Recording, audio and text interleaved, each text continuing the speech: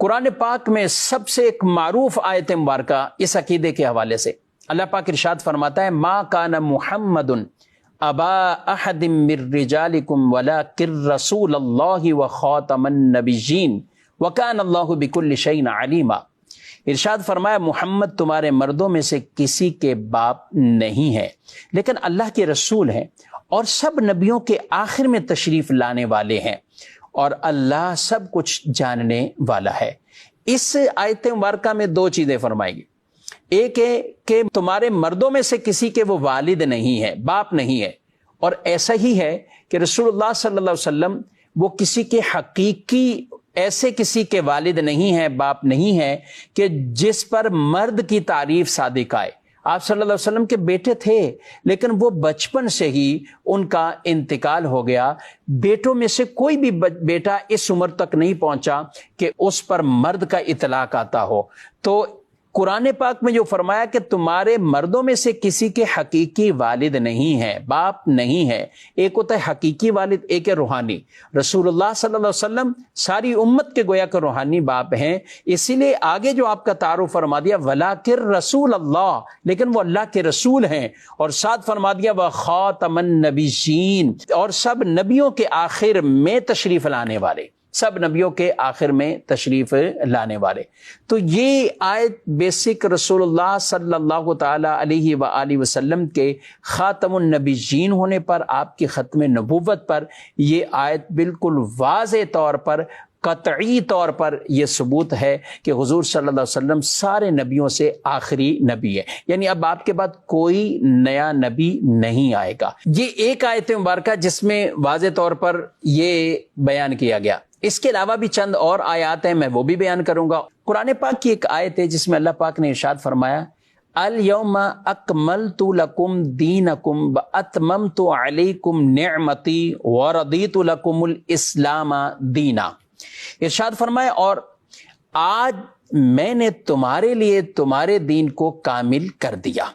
اور تمہارے اوپر اپنی نعمت کو تمام کر دیا، یعنی پورا کر دیا، اور تمہارے لیے اسلام کو بطور دین پسند فرمایا۔ اب یہ آیت مبارکہ کہ تمہارے لیے تمہارے دین کو کامل کر دیا اور اپنی نعمتوں کو تم پر وہ تام کر دیا، مکمل کر دیا، تو دین کا کامل ہو جانا، تمام ہو جانا، پورا ہو جانا،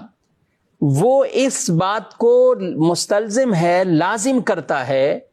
کہ رسول اللہ صلی اللہ علیہ وسلم آخری نبی ہیں، کیونکہ آپ کے دین میں اگر کوئی کمی رہتی، آپ کے دین میں اگر کوئی کمی رہتی تو پھر اس کو پوری کرنے کے لیے کوئی اور نبی آتا، تو دین کا کامل اور دین کا تمام اور پورا ہو جانا اس بات کو لازم کرتا ہے کہ جیسے کمی ممکن نہیں ہے اسی طرح آپ کے بعد اب کسی اور نبی نئے کا آنا یہ بھی ممکن نہیں ہے۔ تو اس آیت سے جہاں دین کی تکمیل اور تام ہونا، پورا ہونا ثابت ہوتا ہے، وہیں حضور صلی اللہ علیہ وسلم کے لیے عقیدہ ختم نبوت یہ بھی ثابت ہوتا ہے۔ قرآن پاک میں ایک اور آیت مبارکہ میں آپ دیکھیے، ارشاد فرمایا گیا والذین یؤمنون بما انزل الیک وما انزل من قبلک وبالآخرۃ هم یوقنون۔ ایمان والوں کی، متقین کی جو صفات کو قرآن نے بیان کیا کہ یہ قرآن ھدی للمتقین، یہ متقین کے لیے ہدایت ہے۔ متقین کون ہیں؟ ان کے لیے آگے بیان فرما دیا الذین یؤمنون بالغیب ویقیمون الصلاۃ ومما رزقناہم ینفقون، وہ جو غیب پر ایمان رکھتے ہیں، نماز قائم کرتے ہیں اور ہمارے دیے ہوئے رزق میں سے خرچ کرتے ہیں۔ آگے ارشاد فرمایا والذین یؤمنون بما انزل الیک وما انزل من قبلک، اور وہ جو ایمان رکھتے ہیں، جو کچھ نازل ہوا آپ کی طرف، یعنی حضور صلی اللہ علیہ وسلم کی طرف، اور جو کچھ نازل ہوا من قبلک آپ سے پہلے، یعنی جتنے بھی انبیاء کرام جو کچھ ان پر نازل ہوا ان سب انبیاء پر ان کا ایمان ہو، رسولوں پر ایمان ہو، جو منزل من اللہ جو کچھ انہیں ملا ان سب پر ان کا ایمان ہو۔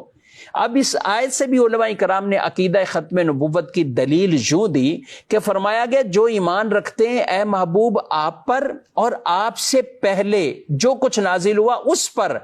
یہ نہیں فرمایا من قبلک، تو فرمایا جو آپ سے پہلے جو کچھ نازل ہوا، لیکن من بعدک نہیں فرمایا کہ آپ کے بعد بھی جو کچھ. تو یہ بات بھی بالکل بین اور واضح دلیل ہے کہ رسول اللہ صلی اللہ علیہ وسلم کے بعد کوئی نیا نبی نہیں آئے گا.